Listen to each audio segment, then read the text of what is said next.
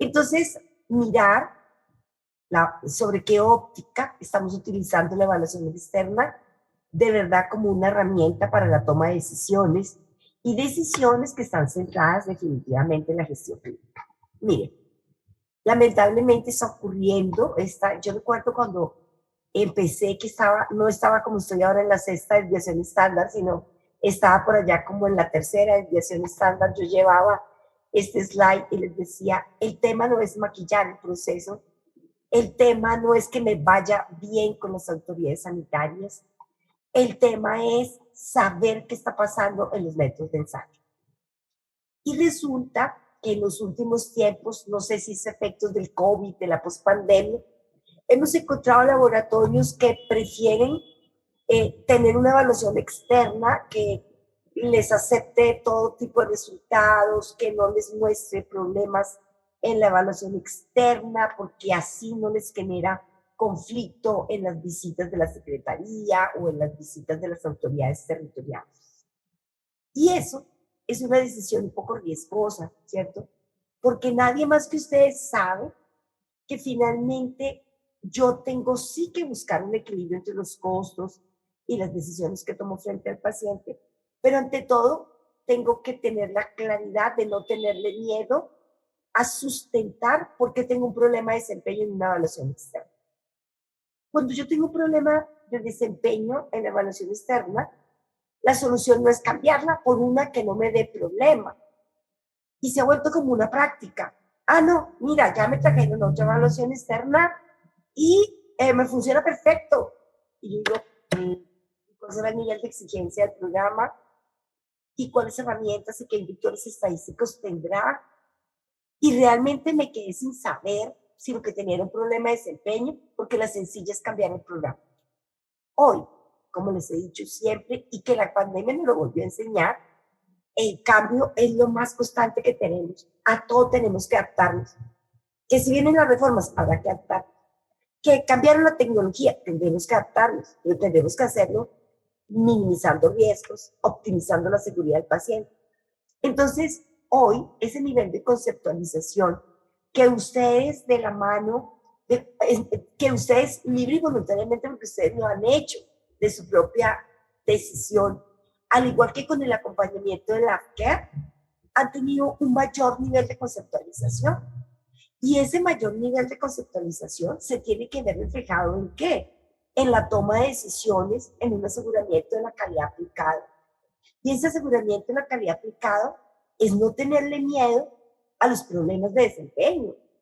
Es asumir que si me creo la evaluación externa cuando tengo buen desempeño, también le creo cuando tengo mal desempeño. Y que si bien es cierto, la normatividad cada vez es más exigente y la auditoría a veces también se vuelve un poquito polarizada del capricho del auditor, ese nivel de conceptualización que ustedes tienen tiene que garantizarles que son capaces de argumentar y de sustentar que efectivamente las evaluaciones externas, como el RICAS, como el RCPA, como el API, pueden mostrar problemas de desempeño estadístico que aún no es clínicamente significativo, pero que son programas de evaluación externa que están diseñados para ser preventivos. Habrá otros programas en el mercado que dan perfectos porque son mucho más laxos, porque tienen menos filtros, porque tienen otras características de operación. Pero finalmente, si nosotros estamos comprometidos con esa seguridad del paciente y entendemos que lo que dice el gobierno nacional sobre el gobierno del dato, la información que estamos requiriendo, recibiendo por parte de un ensayo de aptitud, lo que tiene que permitirnos a nosotros es aportar efectivamente a que nuestros procesos asistenciales sean más seguros, a que la evaluación externa me permita gestionar los riesgos clínicos analizando las distintas concentraciones de las muestras que me envían, teniendo una comunicación efectiva con el equipo de salud, porque también, digamos, esta comunicación efectiva significa en ciertas ocasiones hablar con el médico y solicitar una nueva muestra, repetir un análisis por condiciones del paciente, o sencillamente si efectivamente la evaluación externa muestra que estoy teniendo un error clínicamente significativo, tendremos que tener la humildad de decir, estos pacientes hay que volverlos a retestear, que no pasa nada, el paciente lo agradece. Uno en un principio como que sufre, como que, pero ¿cómo voy a llamar a todos estos pacientes? Pues llamándolos y para tomarles su muestra y confirmarles su diagnóstico. Por eso es que hablamos tanto de la gestión clínica, de que el laboratorio no solo la estadística, es que yo necesito que el gráfico esté entre las dos desviaciones estándar. Es que a mí no se me puede salir la prueba porque vienen los auditores de la ONAC, porque vienen los auditores del ICONTEC, porque viene la secretaría. Pero el discurso no puede estar ahí. El discurso tiene que estar, yo no puedo estar por fuera de las dos desviaciones si esto está impactando a mi paciente. Yo tengo que estar seguro que estoy reportando con exactitud para minimizar los riesgos sobre la liberación de resultados. Obviamente que en segundo lugar tendré que pensar en los auditores, desde luego que sí, todos tenemos visitas. Perdón, perdón, pero tenemos que tener esa suficiencia de poder argumentar qué es lo que está pasando con la evaluación externa. Entonces, que si uno dice, efectivamente, hoy la medicina basada en la evidencia hace que todos los médicos, los especialistas, antes de tomar una decisión, se soporten en paraclínicos, en información diagnóstica, en laboratorios, en imágenes. Si el 70% de las decisiones médicas se basan en resultados de laboratorio, tendríamos que, por ley de la transitividad, decir que el 70% de los eventos adversos entonces están asociados al laboratorio. Y ahí uno tendría que decir, pero ¿y por qué? Si todas mis herramientas de control de calidad me dicen que estoy bien, que el RICAS está perfecto, que el control de calidad interno me está entrando en la media. Entonces habrá que mirar cómo lo interpretamos, que es un poco lo que vamos a hacer, y aprender dos herramientas desde el punto de vista de verificación en lo clínico, que nos van a ser muy útiles para decir, yo sí estoy impactando la decisión clínica o no. Porque tampoco es suficiente con decir, no, esto es estadístico, pero no es clínicamente significativo, porque 104 es igual a 106 en un paciente, sí, eso también es cierto, pero eso habrá que también saberlo demostrar desde un inductor estadístico que me diga si eso es verdad. Entonces, ¿qué es lo que estamos haciendo en la actualidad? Lo que hemos venido haciendo durante todos estos años es haciendo aprendizaje organizacional para garantizar que esa información diagnóstica que nosotros liberamos es válida y que por lo tanto contribuye a una gestión clínica, es decir, que el médico al tomar las decisiones con los resultados mejora la condición de salud del paciente, mejora su condición clínica. Pero entonces, ahí cómo juega en esa gestión clínica la evaluación externa. La evaluación externa empieza a jugar un papel importante cuando nos dicen que es que se espera de los profesionales que nosotros participemos en el proceso asistencial y que se descentralicen las decisiones para que el que sabe tome las decisiones. Y eso es muy importante. Los que están aquí conmigo reunidos tendrían que preguntarse, cuando yo presento las ofertas de evaluación externa, el que toma la decisión sabe para qué sirve la evaluación externa y por qué es tan importante.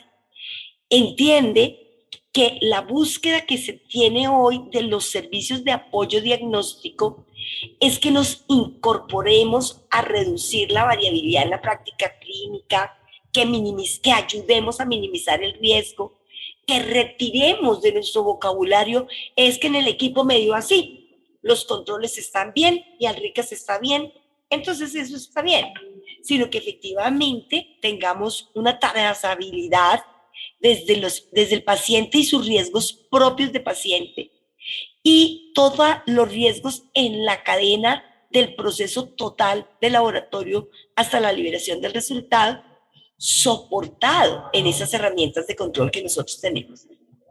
Entonces, si a uno le dicen en el laboratorio, usted está aportando a la gestión clínica, usted tiene que decir sí, porque yo le estoy ofreciendo a los pacientes los mejores resultados posibles y eso se llama efectividad.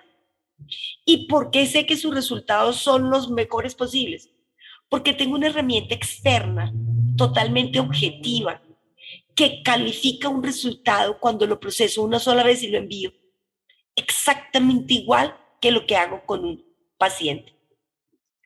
Y que dentro de esas muestras manejo distintas concentraciones que me permiten inferir cuál es el patrón de comportamiento o el rendimiento analítico de mi prueba que aporta a la validez del diagnóstico. Y entonces eso se llama eficacia. Y que desde luego, cuando selecciono una herramienta que me respalde, acreditada a nivel internacional, con unas matrices conmutables que me garantizan homogeneidad, estabilidad, valores en niveles de decisión clínica, estamos también siendo eficientes en el recurso, en el manejo de los recursos. Entonces no se justifica tomar decisiones sobre la evaluación externa por costos únicamente. Miren que decisiones no soportadas en riesgo, sino en el costo, pasar de un programa mensual a un programa bimestral o pasar de un programa quincenal a un programa mensual en las áreas de mayor volumen, de mayor impacto y riesgo clínico, centrados en la teoría que con una muestra bimestral cumplo. Desde luego que cumplo, pero para todos es claro que lo nuestro, medicina de laboratorio basada en la eficiencia y no en la eminencia, está centrado en que las herramientas de aseguramiento que tenemos en el laboratorio nos permitan aportar a la efectividad clínica. Es así de sencillo. Y esa efectividad clínica es cuando nosotros decimos, con este resultado, el médico tomó o una conducta terapéutica o un manejo de aislamiento o una recomendación desde la prevención que contribuyó al desenlace clínico de ese paciente. Por eso cuando ustedes analizan sus evaluaciones externas, más que mirar el SDI, si quedé a 2 o a 3 desviaciones, más que mirar si saqué un target de score de 70 o de 120, más que mirar si mi porcentaje de desvío no superó el TPA, debe ser este reporte que yo mandé, si bien es cierto está diferente al valor verdadero del RICAS o del API o del MLE o del RCPA, ubica al paciente en el mismo umbral diagnóstico, sí. Si eso está ocurriendo, yo ya puedo tener un nivel de tranquilidad. Quiere decir que desde el enfoque de riesgo, esto me permite decir esto no es clínicamente significativo y este análisis me permite saber que tengo un periodo de tiempo para ejercer una serie de acciones y de intervenciones que contribuyan a la mejora. Entonces, hoy, si ustedes miran, tenemos en mayo el Congreso FLM en Roma. Todo lo que vamos a estar abordando va a ser exactamente eso, cómo el laboratorio tiene que tener herramientas que le permitan demostrarle al médico que aportamos a la mejoría del paciente, que el resultado es válido, que no tiene por qué solicitar nueva muestra, que no tiene por qué mandar a otros laboratorios, porque cada laboratorio soporta. Es que voy a mandar a otro laboratorio a compararme, pero si usted tiene una evaluación externa que lo está comparando con otros laboratorios que tienen su mismo equipo y su mismo método, aparte le está mostrando la media de otros que hacen la misma prueba en otros equipos, usted tiene toda la información dentro del laboratorio, no desperdicie recursos. Entonces, somos muy dados en montar una serie de protocolos que de hecho, primero, si los tamaños de la muestra y los criterios de inclusión desde las concentraciones y la condición clínica del paciente no son válidos, no son representativos. Entonces, ahí hay que decir, yo tengo que creerle a la evaluación externa. ¿Por qué? Porque es una herramienta que tiene una robustez estadística. Por eso tenemos que introyectar. Otros me decían, no se dice introyectar, se dice interiorizar. Otros dicen, no se dice interiorizar, se dice internalizar. Se los dejo a su buen gusto y a los que aman al RAE que lo revisen. A mí me gusta introyectar, lo siento como adentro. Ya estoy yo como Maías, me pongo furídica. Yo digo como que introyectarlo tiene uno en las venas y es entender que esa herramienta, más que ser un tema de si quedé por fuera de las dos desviaciones estándar y me van a caer los auditores, es una herramienta de gestión que me permite hacer una serie de inferencias sobre los pacientes, me permite hacer unas inferencias sobre lo que está pasando con los distintos métodos de ensayo que hay en el mercado y sobre las diferentes plataformas analíticas. Entonces, eso será muy importante para que ustedes lo tengan en cuenta. Por eso, cuando vayan a seleccionar esas decisiones sobre el externo, el ciclo PHBA, yo les digo, cuando ahora vamos a tener diplomado de calidad en 15189, empezamos el 4 de marzo, si la memoria no me falla, arrancamos siempre trabajando con este ciclo, el PHBA. Y yo les decía, a mí les digo siempre a mis estudiantes, es que este ciclo es tan maravilloso que usted lo aplica en el día a día. Usted hoy, ¿qué quiere hacer? ¿Qué quiere alcanzar? ¿Cuáles son las metas, los objetivos que tiene? ¿Cómo las va a alcanzar? ¿Qué va a hacer? Hágalo. Y sobre la tarde, antes de irse, verifique si lo pudo hacer, si lo cumplió. Si no lo cumplió mañana, pues tiene que ajustar y volver a planificar. El PHBA es un ciclo que es permanente, no solo en el control de calidad ni en el laboratorio, es permanente en las decisiones de la vida. Entonces, cuando nosotros hablamos de la evaluación externa es igual. Ustedes tienen que planificar, oye, ¿para qué área es? ¿Cuántos mensurandos vamos a evaluar? ¿Con qué criterios de riesgo vamos a definir si la evaluación va a ser quincenal, mensual, bimestral o cuatrimestral? Y eso va a depender de la robustez que tengan en el control de calidad interno, del riesgo clínico y de la estabilidad propia del mensurante. Vamos a hacerle, y que cada que ustedes tomen la decisión, me voy a salir de este programa de evaluación externa, pierden un atributo importantísimo de la calidad, que es ¿cuál? La continuidad. El poder saber qué pasó, entender el comportamiento de los diferentes lotes de reactivo, de los diferentes eventos de calibración, de los cambios que han habido de pronto en tecnología, siendo la misma plataforma, de los cambios que hemos tenido cuando ha llegado un nuevo analista, porque el control de calidad lo refleja todo. Por eso, participar en el ensayo de aptitud es un deber ser. Y se llamaba ensayo de aptitud y nosotros nos demoramos y todavía, yo digo, muchas doctoras jurásicas como yo, todavía nos gusta decir, tengo un control externo, yo participo en el externo. Se le debe decir ensayo de aptitud, eso es lo que ha pedido la ISO 17043. Pero si no le quiere decir así, el CLSI también avala decirle esquema o programa de evaluación externo de la calidad. Se permite por el CLSI. Pero lo cierto sí es que cuando uno busca y escucha a toda la gente y nuestros jefes con sus discursos del deber ser, y este es el deber ser, lo primero que tenemos que entender es que el deber ser tiene poco que ver con las leyes, muy poco que ver.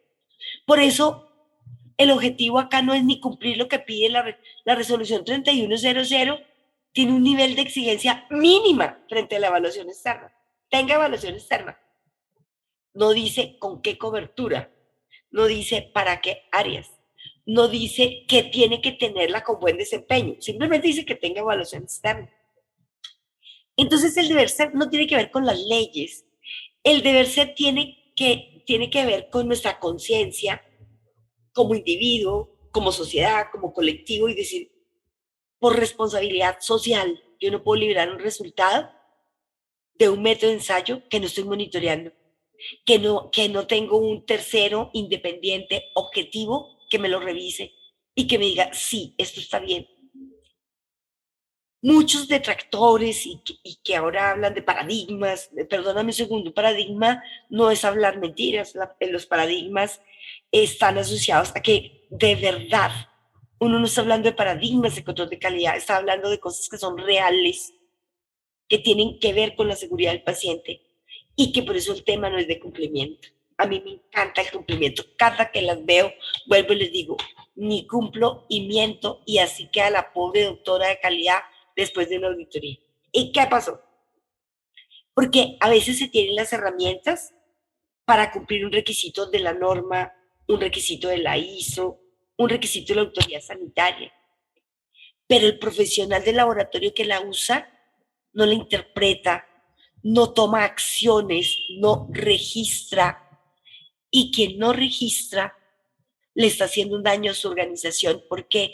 Porque no deja memoria institucional. Nosotros somos muy dados a, sí, yo calibré, sí, yo volví a procesar, sí, yo llamé al de la casa comercial, ya vino el del equipo y le cambió el láser. ¿Y dónde dejó el registro? No, pero él me lo dijo a mí. Sí, pero el objetivo del mejoramiento continuo es que haya aprendizaje organizacional, el cual solo se logra con la memoria institucional. Entonces, cuando ustedes quieren tomar decisiones frente a la evaluación externa, lo primero que tenemos que entender es que como herramienta, más que una herramienta de tipo analítico para evaluar la exactitud del resultado, es una herramienta de seguridad del paciente. ¿Por qué?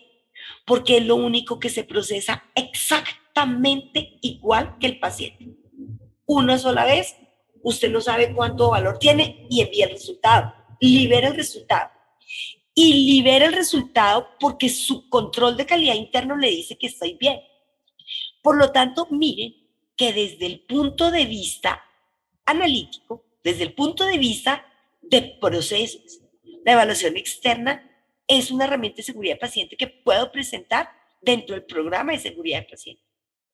Pero desde dentro del punto de vista técnico, analítico, ya mi bien, la evaluación externa me valida y me legitima que el control de calidad interno, como usted lo tiene definido, la media que le puso el control interno, los límites que le tiene, le están permitiendo detectar los errores y por eso no tiene exclusiones en la evaluación externa. Porque a la fecha, la historia de la humanidad, con pandemia, sin pandemia, pospandemia, no conozco la primer bacterióloga colega mía que me diga, voy a mandar este resultado para quedar excluida en la evaluación externa. Ninguno. Envían su resultado de la evaluación externa convencidos que les va a ir bien porque ¿quién les legitimó la corrida? Su control interno. Por supuesto, si usted queda excluido, lo que tuvo fue una falsa aceptación, que es lo que se conoce como un error beta, y en la primera alarma que le está diciendo para que usted tome una decisión es, doctora, vaya y revise el control de calidad interno, porque como lo tiene estructurado, no le está detectando nada. ¿Sabe quién se lo está detectando? La evaluación externa. Y mañana va a ocurrir que el que se lo va a detectar es el médico, si su evaluación externa es flexible, complaciente, cariñosa. Yo, desde que estaba en la tercera desviación estándar y les conté que ya me pensiono el año entrante, ya me llamaron a mi proceso, estoy feliz. Desde que empecé, antes de llegar a la sexta desviación estándar, yo les decía, es tan importante entender la sinergia entre el interno y el externo en la toma de decisiones. Es tan importante entender que cuando el externo me dice que estoy mal, tengo que creerle. Ah, pero es que el interno está perfecto. Pues si usted tiene estandarizado el error, reproduce su error. Entonces, acá es fundamental que ustedes entiendan la importancia de que el externo en la toma de decisiones, cuando llegue a excluir, lo primero que le está diciendo es vaya y revise el interno. ¿Hace cuánto fijó su media? No, es que yo no tengo la media mía. Entonces usted con la media de quién trabaja. No, es que yo tengo una media Diana, una media. Doctora, pero y sus condiciones propias, las variables suyas, que son las que afectan la media y los límites, ¿cómo las monitorea si se está monitoreando con unas condiciones externas que no son las suyas? Entonces es acá donde uno empieza a entender cómo es eh, esa sinergia interno-externa.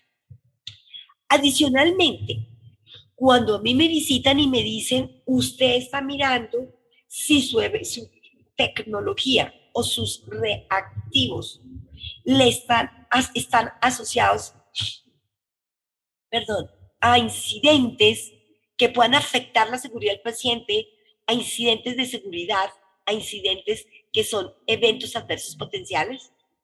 Desde la evaluación externa yo puedo decir, tengo una herramienta que me permite ver que el desempeño de mi reactivo puede tener sí problemas estadísticos, pero no clínicamente significativos, y que esa sinergia del reactivo y el sistema analítico está funcionando bien. Por lo tanto, en la evaluación externa se convierte también en una herramienta, y miren la belleza, es una herramienta de vigilancia activa, tanto de los reactivos como la de tecnología. Hoy los laboratorios, cuando reciben las visitas para monitorear los programas y les preguntan, el programa de tecno y de reactivo, les preguntan por las actividades de vigilancia activa, vigilancia pasiva y vigilancia intensiva, como que quedan, Dios, y yo ahí qué presento. Tranquilos. Miren cómo el aseguramiento externo es una herramienta de vigilancia activa. Y es una herramienta de vigilancia que uno podría decir es intensiva. ¿Por qué? Porque dependiendo del tipo de programa, me permite tomar decisiones previas antes de liberar resultados del paciente. Y desde luego, por lo mismo, es una herramienta de gestión del riesgo.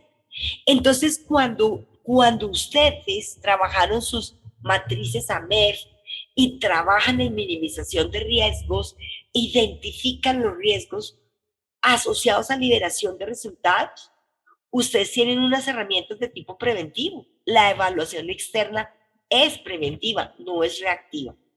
Pero para que sea preventiva tiene que cumplir con una serie de características.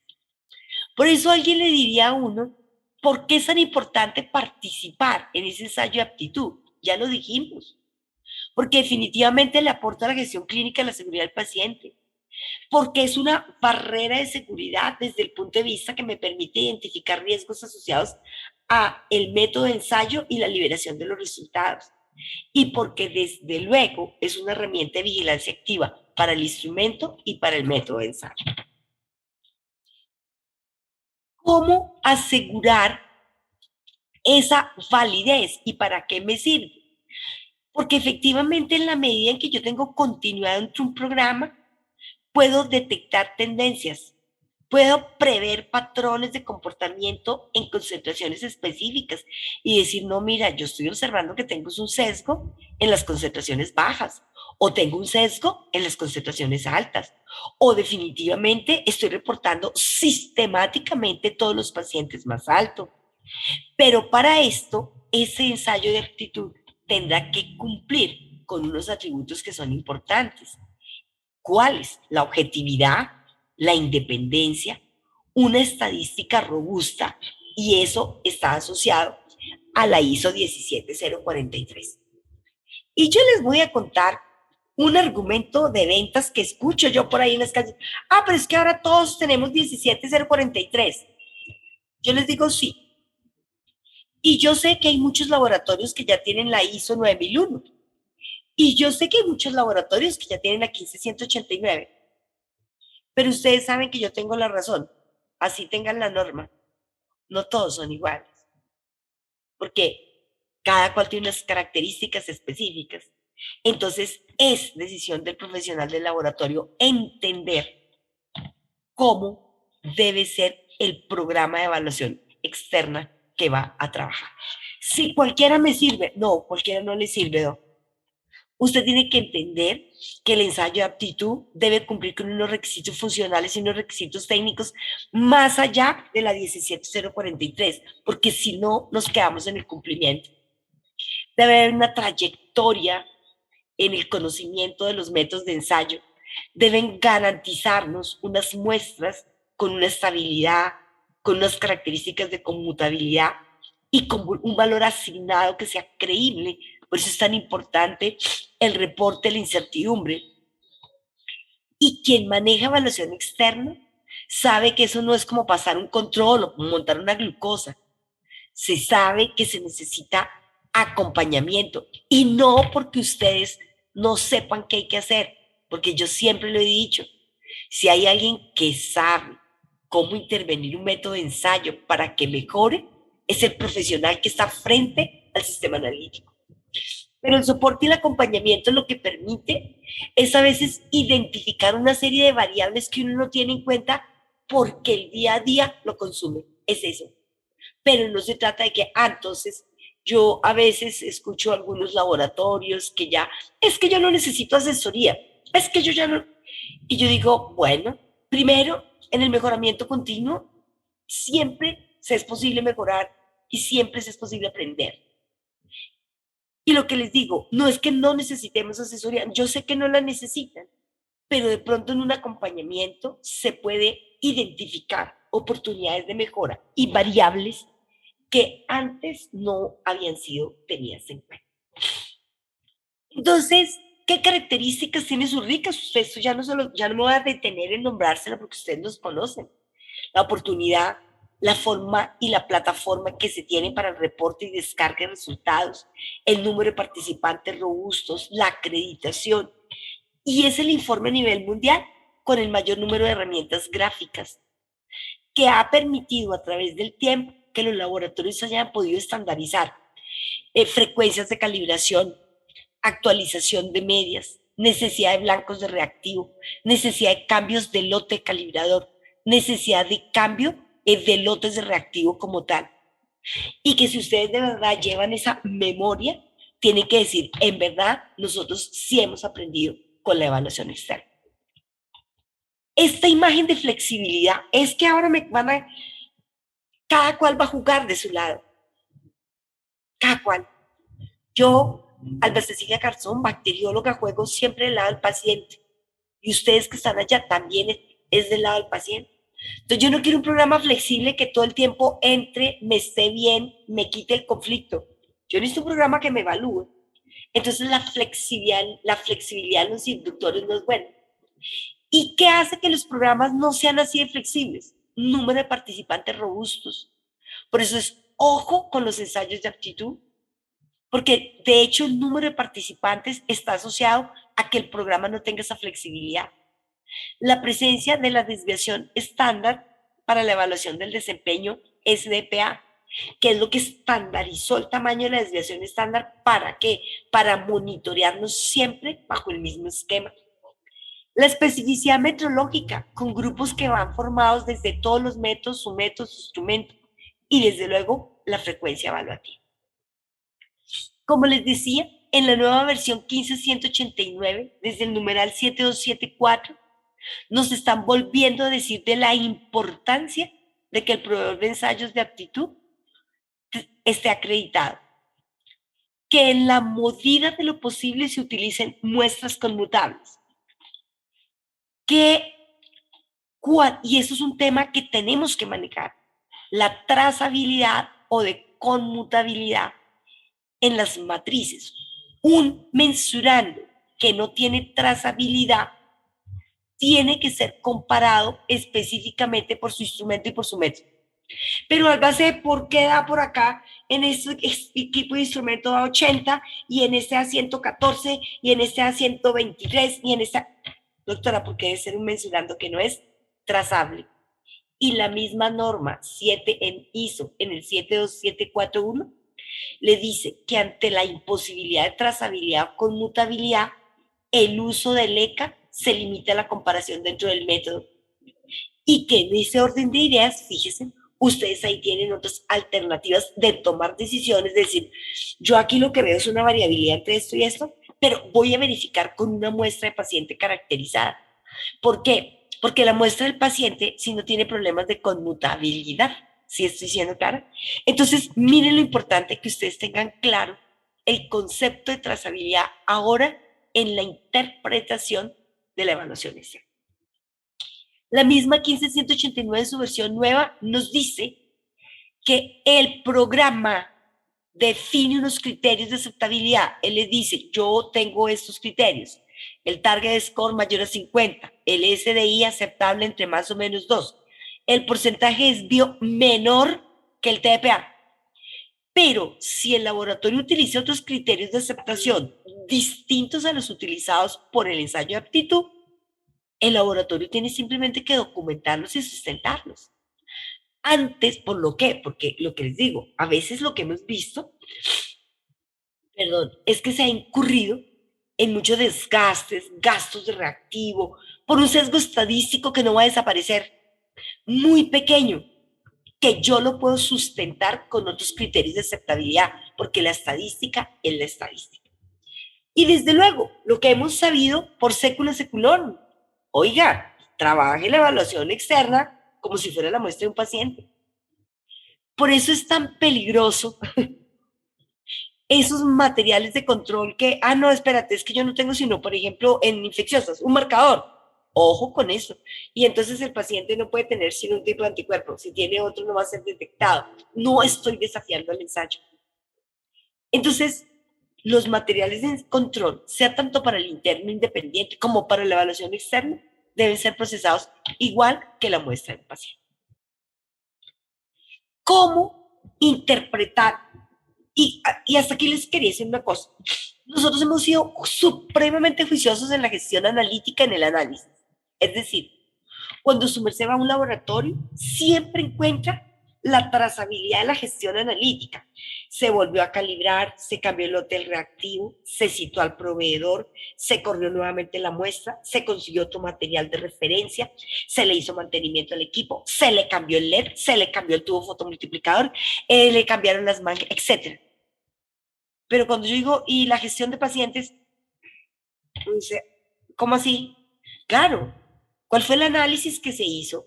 Decir, la exclusión que se observó en la muestra de la evaluación externa y esa corrida afectó, así como usted mandó el RICAS alto, o sistemáticamente, o muy bajito, ¿cuántos pacientes mandó así? Que esa es su verdadera preocupación. Realmente la preocupación de que el RICAS se vaya alto es lo de menos, porque es que el RICAS es una muestra de control. ¿A quién afecta? A nadie. Pero sí, así como se le fue la muestra del RICAS, se le fueron varios pacientes. ¿Usted cómo me demuestra eso? Entonces les voy a mostrar. Esta ya la habíamos visto incluso con la tabla del 9 por 9, pero, perdón, también entiendo que a la dinámica laboratorio, todos quisiéramos dedicarnos a hacer más herramientas de gestión clínica, pero casi que ahorita estamos en la situación de por Dios, inventes en un software que me haga todo y que yo lo único que sea analizar. Pero efectivamente hay una forma, y es que, por ejemplo, ustedes ven acá, este es un resultado de glucosa, solamente se los voy a mostrar cómo se hace, en donde su resultado es 109 y la media de comparación es 105 y el valor de referencia es 106. Ok. Digamos que desde lo estadístico, cuando yo miro el gráfico de Levin-Jennings, yo puedo sustentar que con un nivel de confianza del 95%, porque estoy entre la media y más o menos dos desviaciones estándar, mi resultado de 109 es comparable a la media de comparación con la cual estoy siendo evaluada. Eso es lo único que puede decir que es comparable. Ok. Frente al valor verdadero, ¿qué tanta exactitud tiene? Entonces yo digo, no, pues mira, yo estoy mirando acá mi target score. Obtuve 76 puntos, que es un buen nivel de desempeño. Es decir, que independiente de la distribución estadística, frente al valor central solo me desvié un 2.9% y estoy dentro de lo permitido, que sería el 5.4%. Y pero eso es lo estadístico, este TDPA. Y desde lo biológico, ¿cómo lo interpretaríamos? Bueno, yo tengo la desviación estándar biológica y puedo sacar el Z-score biológico. ¿De qué parto? Del intervalo biológico de referencia, que es donde está el 95% de la población. Entonces digo, la glucosa tiene un valor de referencia normal de 70 a 100. Si el valor de referencia es de 70 a 100, la media poblacional es 85.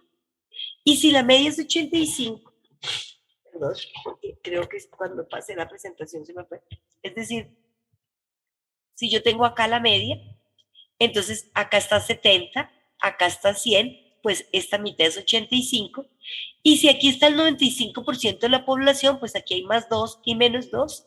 Quiere decir que cada pedacito de estos vale 7.5. Esta es mi desviación estándar biológica. Entonces, desde lo biológico, desde la fluctuación de la población normal, Ricas, ¿dónde ubicó este paciente este resultado? Ay, perdón. Ricas, ¿dónde ubicó este resultado? ¿Y yo dónde lo ubiqué? Entonces simplemente saco el score biológico. ¿Cómo saco el score biológico? Mi resultado, 109, menos la media poblacional, 85, para ver en desviaciones estándar biológica mi resultado, dónde ubicó al paciente. Mi resultado menos la media poblacional sobre la desviación estándar biológica. Lo ubiqué a 3.2 desvíos estándar. Oiga, y el valor verdadero convencional que dice Ricas que tiene, que es 106, ¿en dónde ubicó al paciente? Biológicamente, 106 menos la media poblacional sobre el desvío estándar biológico, y esto me da 3.0 desviaciones estándar. Perdón un segundo. Entonces, si lo estamos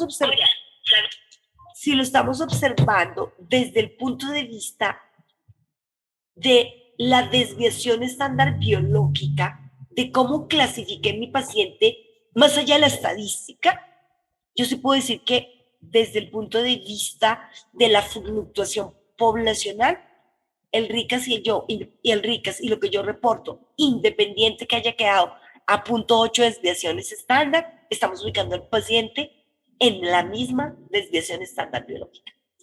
Esa es una forma de hacer gestión de pacientes. Observen esta. En esta van ustedes a observar que el resultado es 353.5.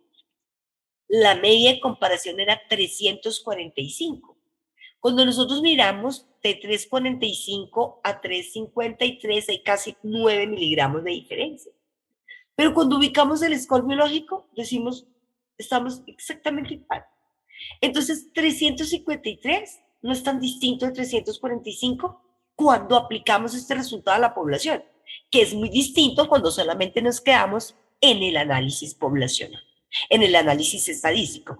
Ah, sí, es que estoy dentro de las dos desviaciones estándar y de ahí no salgo. ¿Listo? Observen este del potasio. Este del potasio, acá en esta muestra, usted reportó 7.08, la media de comparación era 6.7, efectivamente quedó por encima del criterio de aceptabilidad a 2.3 desviaciones estándar. Entonces, esta es otra forma entonces, una forma de probarlo, es decir, aplicar el Z-score biológico. Y existe otra forma que es la corrección del error total. ¿Cómo se hace? Es esta, ¿no? Entonces, observen acá. Yo llego y tengo mi media del RICAS, que es 6.749, y yo reporté 7.08 y desde luego que excluir. Entonces, yo le puedo preguntar, doctora, ¿y entonces qué pasó con los pacientes de ese día? ¿Cuáles pacientes revisó? Ok. Entonces, lo primero que tengo que decir es, primero, ¿cuánto fue el tamaño de mi error de medida? Usted se fue el 4.9% por arriba, porque el programa se lo dice. Es decir, que ese día el resultado se fue el 4.9% por arriba. Usted le regaló a ese paciente un poquitico de potasio. Usted le subió un poquito los niveles de potasio. Ok.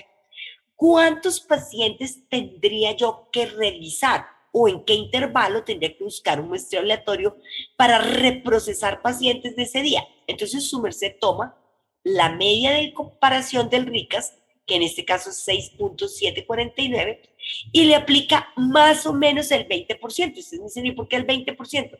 Porque está demostrado desde la guía EP15A3 que los perfiles de precisión, incluso que se manejan en todas las comparaciones, son de aproximadamente, es decir, lo que tú ves tiene un radio de ampliación de cobertura por arriba y por abajo de más o menos el 20%. Es decir, yo podría decir, esto que está pasando en las muestras de 6.7.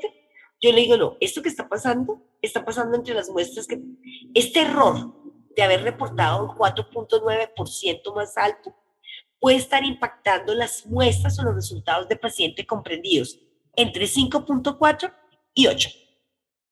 Si usted ese día reportó pacientes entre 5.4 y 8, estos pacientes que están en este intervalo pudieron estar afectados por este porcentaje de desvío. Usted les regaló el 4.9% de potasio más alto. Entonces, Por ejemplo, tomo un paciente de 5.9, le aplico el 4.20% menos y quiere decir que el valor verdadero de ese paciente sería 5.65. Le reporté 5.9 y 5.65, pues sigue fuera del intervalo biológico de referencia. En este paciente que estaba en 6.5, le aplico el 4.20% menos, quiere decir que el valor real de este paciente es 6.23, continúa fuera del intervalo biológico y la conducta y el manejo del paciente no cambia. Pero en este paciente 7.1, que muy probablemente usted lo notificó como crítico, porque usted le regaló el 4.20% más de potasio, el valor verdadero era 6.8. Entonces, en este paciente, que de pronto fue notificado como crítico y que eso genera un cambio en la conducta, yo tengo que iniciar una investigación. ¡Oh! ¡Y qué horror! ¿Y qué vamos a hacer? Pues nada.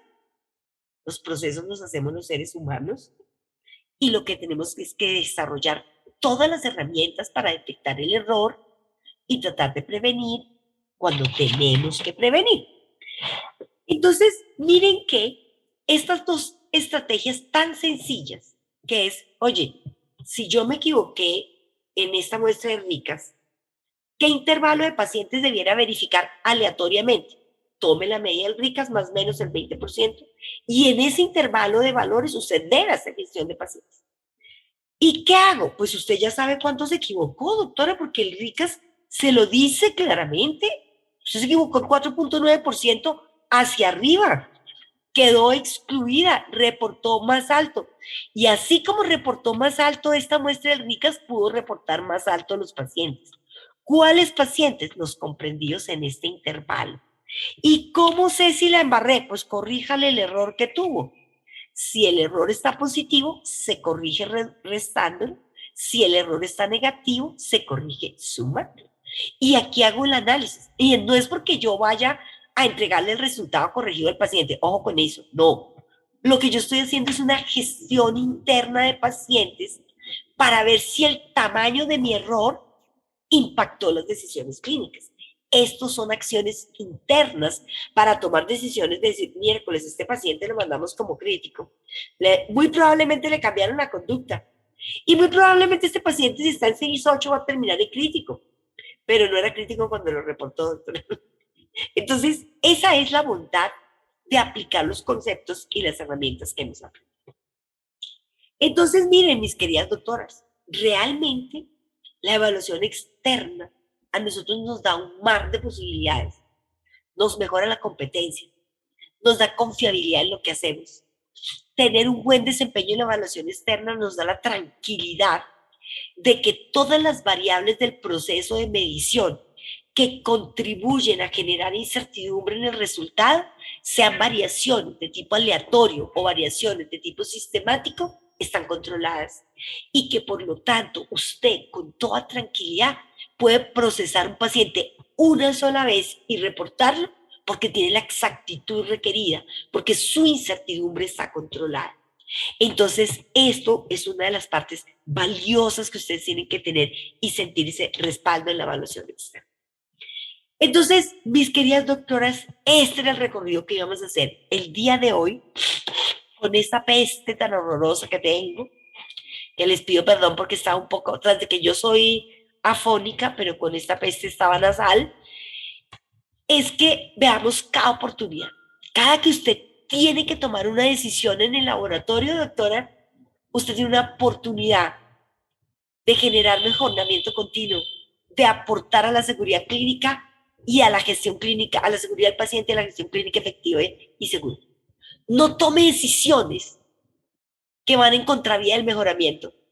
No tome decisiones que no lo hacen avanzar, sino retroceder.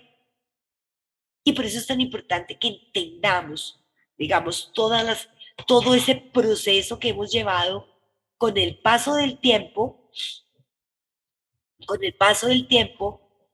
en la construcción de conceptos, en la construcción de argumentos sólidos, basados en la evidencia, no basados en argumentos de tipo comercial por meter un producto nuevo, sino porque porque está demostrado, soportado en documentos, soportado, y más que en documentos, doctoras, está soportada en la vivencia que ustedes han tenido con sus programas, de que la evaluación externa es una necesidad y que la evaluación externa le da confianza y tranquilidad al analista para liberar sus resultados.